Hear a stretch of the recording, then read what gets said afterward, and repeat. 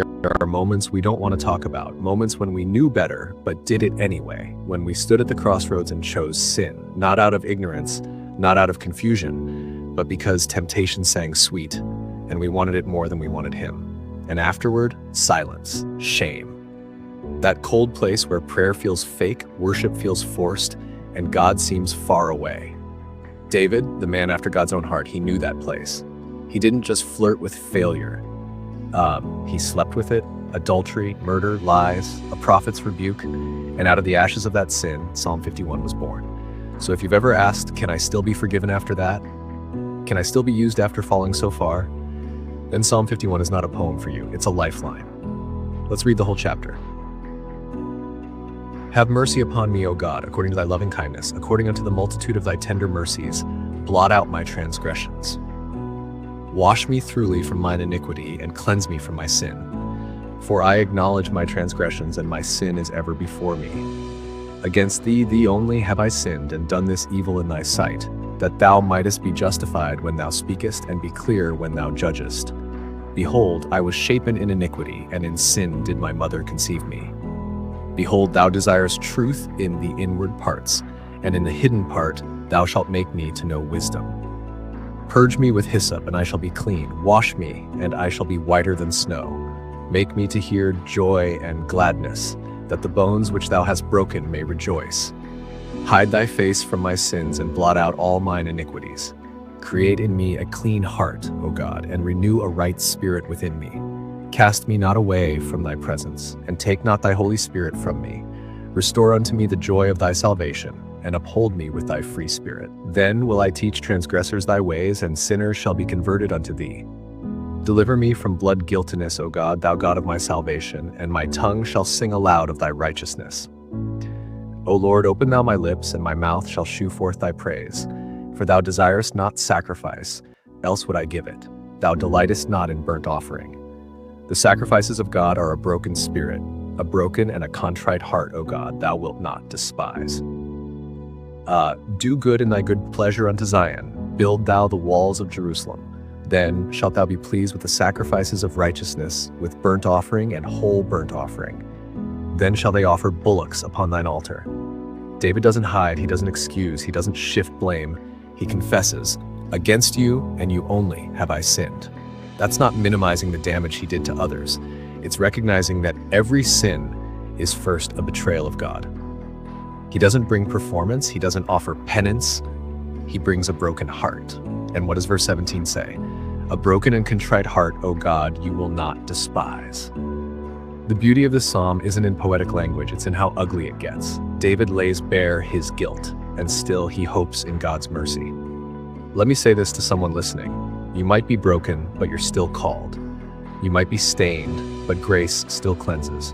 You might have failed, but you haven't fallen too far. There is forgiveness, there is restoration, there is purpose after the fall. But forgiveness isn't the end of the journey. God doesn't just wipe away the sin. He teaches us to worship again, and that's where we meet Psalm 34, written after David escaped from Abimelech, pretending to be mad, running for his life, ashamed, hunted, alone.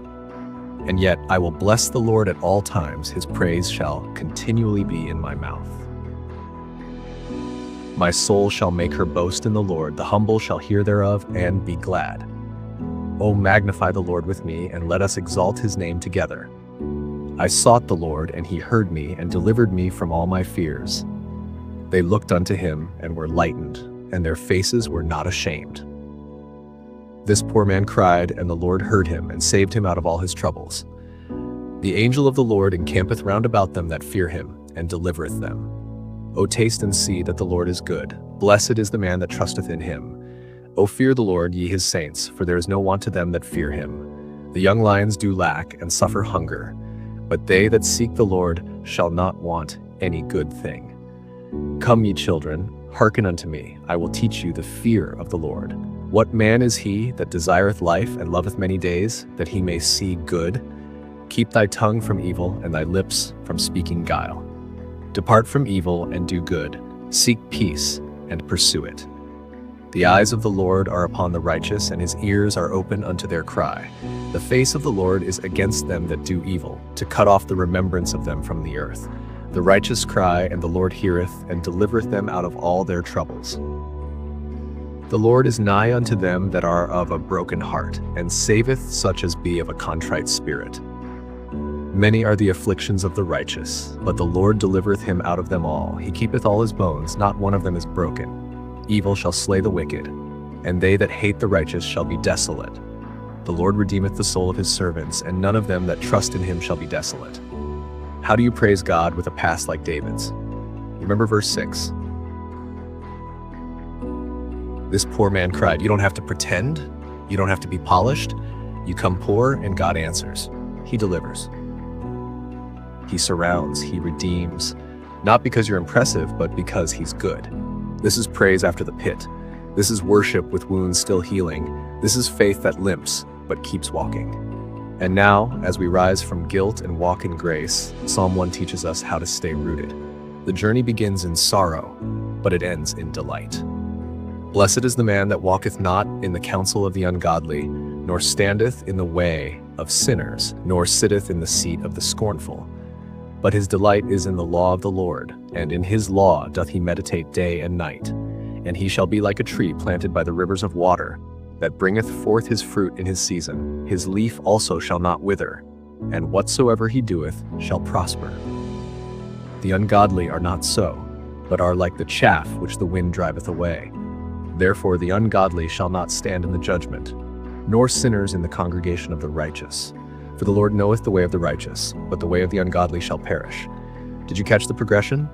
Psalm 51, a man broken by sin. Psalm 34, a man rescued by grace. Psalm 1, a man restored to blessing. It's not a fantasy, it's the rhythm of the gospel. Fall, forgiveness, fruitfulness. You may feel like David in Psalm 51 right now, crying for mercy, haunted by shame. But if you'll cry out, if you'll confess, you will walk out of Psalm 51 into Psalm 34, singing praise in the middle of scars. And soon you'll stand like Psalm 1, planted, prospering, and blessed. Broken? Yes, but still chosen, still loved, still forgiven, still blessed. As we end this message, I invite you to subscribe and like this video. Continue being part of Scripture with Henry, and may God bless you.